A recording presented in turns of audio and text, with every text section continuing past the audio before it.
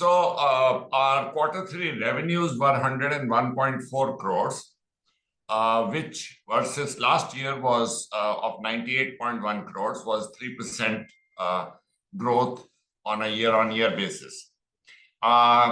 This growth was lower than what we were expecting and would have liked to see, but I think there were severe headwinds on BFSI and others, which is one important part of our revenue, where because of slow to no hiring, no fresh hiring, and reduction in fresh hire training affected our revenues, especially in the second half of the quarter. And this was also caused by all the volatility that we see in the market. However, the pivots that we had done in the past in technology, and second, the benefit of the strength that we have in training people in AI helped us grow the technology side of the business by 20%. So now our technology and BFSI others mix has become 76-24, which 1 year ago was 65-35. Two or three issues which are contributing to it. One, there is a lot of technology upskilling which is happening in GSIs as well as largely in JSIs, because everybody has to get ready for the AI wave.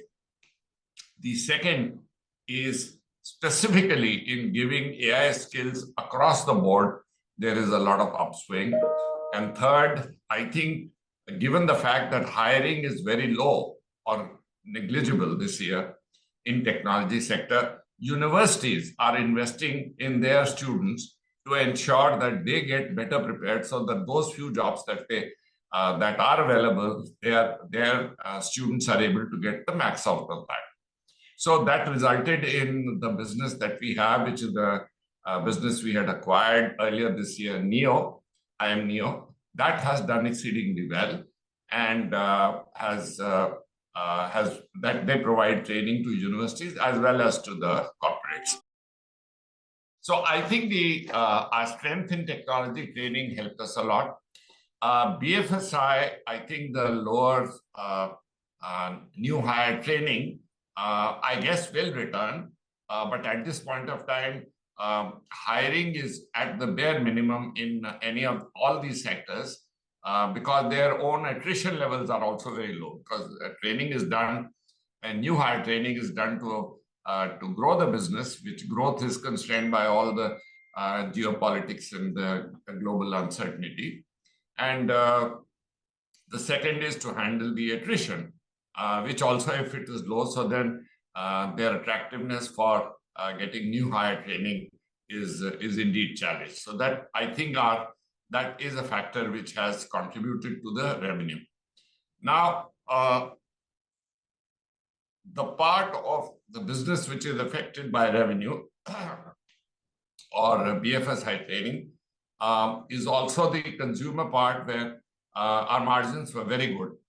So that has affected. Second, the business is in an investment cycle, and we are putting disproportionate effort to build AI solutions, AI training solutions, as well as grow the market, increase awareness. For example, our YouTube subscribers have crossed 1 million. So we're putting a lot of effort. And we've launched new programs like building agentic AI systems. So now new engineers who have graduated in the last couple of years, they are finding them at odds end. So we launched at the consumer part of the product a program on launching agentic AI. So in the early parts of a product launch, there is a disproportionate amount of spend, which obviously in the overall life cycle gets made up. So that also contributed. That will explain the EBITDA. Then at the PAT, we have a significant gap because the difference between EBITDA and PAT is basically treasury and other income, other expenses. In this case, the treasury income is lower in this year because of the interest rate variations and changes. But more than that, this quarter we also had the impact of the wage code, the new wage code, which has been launched effective 21st November. So that comes as an extraordinary expense. And lastly, we are doing a merger of two of our subsidiaries, IFBI and RPS Consulting. That merger is in progress, so there are merger-related expenses. That merger will be over in the next couple of months or a little more. That depends on how the system works. So I think these are some of the contributors.